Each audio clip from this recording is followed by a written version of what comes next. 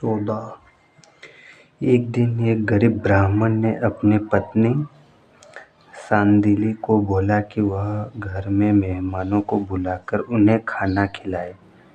एक दिन क्या हुआ, गरीब ब्राह्मण था, उन्होंने अपनी जो पत्नी थे उनको बोला कि वह मेहमानों को घर बुलाकर खाना खिलाए।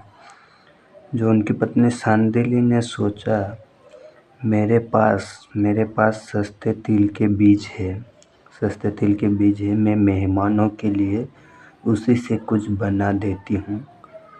उन्होंने कहा कि मेरे पास सस्ता तेल है, जो अतिथि है मेहमानों, उसी तेल से कुछ बना देती हूँ।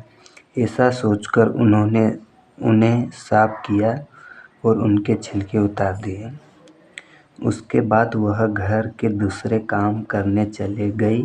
उसी वक्त एक कुत्ता आया और उसने सारे बीजों पर अपनी थूक गिरा दी। जो बीज थे उनके छिलके उतार कर वो कहीं दूसरे काम में लग गए। फिर उसी समय जो एक कुत्ता आया और उस पे थूक दिया।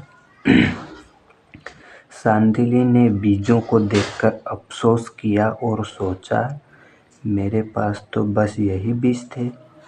ऐसा करती हूँ, अपने पड़ोसन से इन बीजों के बदले दूसरे बीज मांग लेती हूँ। फिर उन्होंने क्या सोचा, जो कुत्ता थूक दिया था उसको बदलाने चले गए जो पड़ोसन थी उसके पास। वह अपनी पड़ोसन के पास जाकर बोली, सखी, क्या तुम मुझे इन साफ तिल के बीजों के बदले अपने छिलके वाले तिल के बीज दोगी? उन्होंने कहा कि भाई जो सखी, क्या तुम जो साफ तिल के बीज है उनके बदले छिलके वाले बीज दोगी क्या?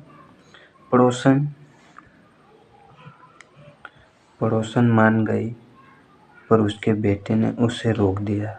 पड़ोसन मान गई थी, लेकिन जो उसका बेटा था उन्होंने रोक दिया और कहा, इन बीजों में कोई गड़बड़ है।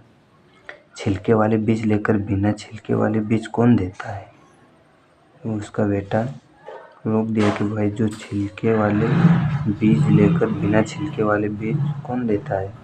पड़ोसन अपने बेटे की बात मान गई और सांदिली को खाली हाथ घर आना पड़ा।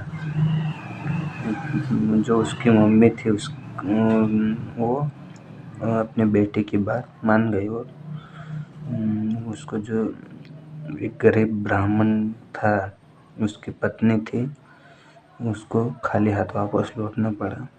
इसमें नैतिक शिक्षा बताई गई, हर प्रस्ताव का भली प्रकार आकलन करें। जो इस पाठ में बताया गया कि आकलन करना, किस प्रकार से जो सामने वाला है वो अपने को प्रस्ताव तो प्रस्तुत करता है, लेकिन अपन उसके सामने से आकलन करना चाहिए।